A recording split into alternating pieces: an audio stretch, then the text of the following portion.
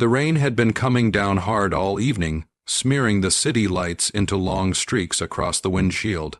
Jack Turner gripped the steering wheel tighter, stealing a glance at the rearview mirror. His 6-year-old daughter Lily was asleep in the back seat, clutching her stuffed rabbit like it was the only stable thing in her world. He didn't blame her. It had been a long year. After his wife passed from cancer, Jack had been juggling 2 part-time jobs, school runs, and late-night grocery shifts. The exhaustion was bone deep, but when the call came from the blood bank, he didn't hesitate. "AB negative," the woman said. "We're short. There's been an emergency. It's rare, very rare."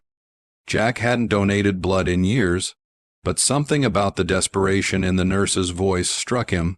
He turned the car around and headed to St. Mercy General. Lily barely stirred as he carried her inside, wrapped in his coat. "Sir, this will take a while," the nurse said gently, eyeing the sleeping child. "I'll manage," Jack said. "Do they need it now?" "Yes. She may not make it through the night without it." He gave quietly, without knowing her name, just gave. The next morning, Jack returned to the hospital. Lily had forgotten her rabbit in the waiting room, and he knew better than to let that go unnoticed. As he walked past the nurse's station, a woman in a navy suit intercepted him. "Mr. Turner?" she asked. He froze. "Yes, I'm Ava Sterling. I'm the assistant to the patient you donated blood to last night." "Oh, I hope she's all right," he said awkwardly. "She is, thanks to you." Ava smiled, but then added something unexpected. "She'd like to meet you if you have a moment." Jack hesitated. He wasn't looking for thanks. He had to pick up Lily from school, prep dinner, finish a few online deliveries. But something in Ava's tone made him nod. They rode the elevator to the top floor, a floor Jack never knew existed, not the regular patient wings. Everything here gleamed, quiet, luxurious. Ava opened the door to a private suite. A woman in her early 50s sat in bed, her face pale but alert. Her eyes sparkled with strength, not sickness. "You must be Jack." Her voice was soft but commanding. He nodded. "I'm glad you're okay." She smiled. "I was told you came in with your daughter, that you didn't even hesitate to help.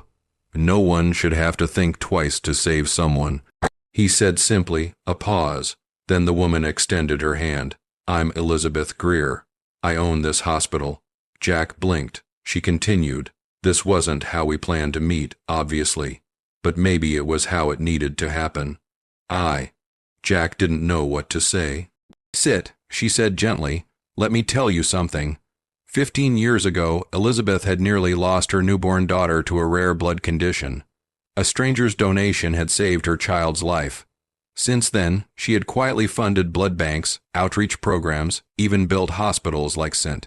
Mercy General. Back then, I made a vow," she said, "if I ever got the chance to return that kindness to someone who gave without asking, without knowing, I'd take it." She looked Jack in the eye. "You didn't save just me, Jack. You reminded me why I built all of this. You reminded me of the power of one quiet yes." He swallowed hard. Elizabeth reached into a drawer and handed him an envelope. "There's a position at the hospital's logistics department. Better hours, benefits, full health coverage for you and Lily. You've got a good heart. I think this place could use more people like you."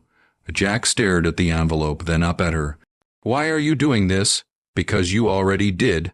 2 weeks later, Jack walked through the halls of St. Mercy wearing a badge with his name on it, not as a visitor, not as a desperate father, but as a man who had given when he had little, and received more than he ever imagined. Lily, rabbit in hand, ran down the hallway to greet him as his shift ended. "Daddy, can we get ice cream?" She beamed. He lifted her into his arms. "We can do anything now, kiddo." As they walked out into the sun, Jack looked back at the building that had quietly changed his life. All because he said yes. Moral of the story, sometimes the smallest acts, done in silence without expectation, echo the loudest in someone else's life. Kindness doesn't need recognition to change the world. But when it's given freely, it often comes back in ways we never could have imagined. Be kind. You never know who you're saving, or what doors you're opening.